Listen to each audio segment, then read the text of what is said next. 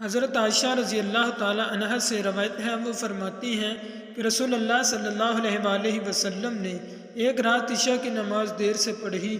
یہ اسلام پھیلنے سے پہلے کا واقعہ ہے، اور آپ صلی اللہ علیہ وآلہ وسلم اس وقت تک باہر تشریف نہیں لائے جب تک کہ حضرت عمر رضی اللہ تعالیٰ عنہ نے نہیں کیا۔ عورتیں اور بچے سب سو گئے۔ پھر آپ صلی اللہ علیہ وآلہ وسلم باہر تشریف لائے اور فرمایا، تمہارے علاوہ دنیا میں کوئی بھی انسان اس نماز کا انتظار نہیں کرتا۔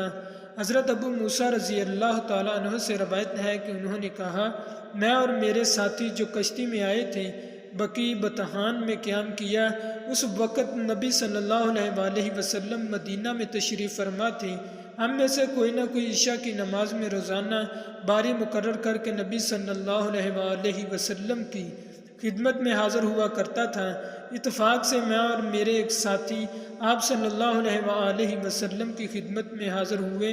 آپ صلی اللہ علیہ وآلہ وسلم اپنے کسی کام میں مشغول تھے تو آپ صلی اللہ علیہ وآلہ وسلم نے عشاء کی نماز میں دیر کی، یہاں تک کہ آدھی رات گزر گئی۔ اس کے بعد آپ صلی اللہ علیہ وآلہ وسلم باہر تشریف لائے اور لوگوں کو نماز پڑھائی۔ جب نماز پڑھ چکے تو حاضرین سے فرمایا، ذرا ٹھہرے رہو، خوش ہو جاؤ، یہ اللہ کا تم پر احسان ہے۔ اس وقت ساری دنیا میں تمہارے سوا اور کوئی نماز نہیں پڑھ رہا ہے، یا یوں فرمایا کہ اس وقت تمہارے سوا کوئی ایسا نہیں جس نے نماز پڑھی ہو۔ ابو موسیٰ رضی اللہ تعالیٰ عنہ نے کہا، نہیں معلوم ان دونوں جملوں میں سے کون سا جملہ؟ آپ صلی اللہ علیہ وآلہ وسلم نے فرمایا۔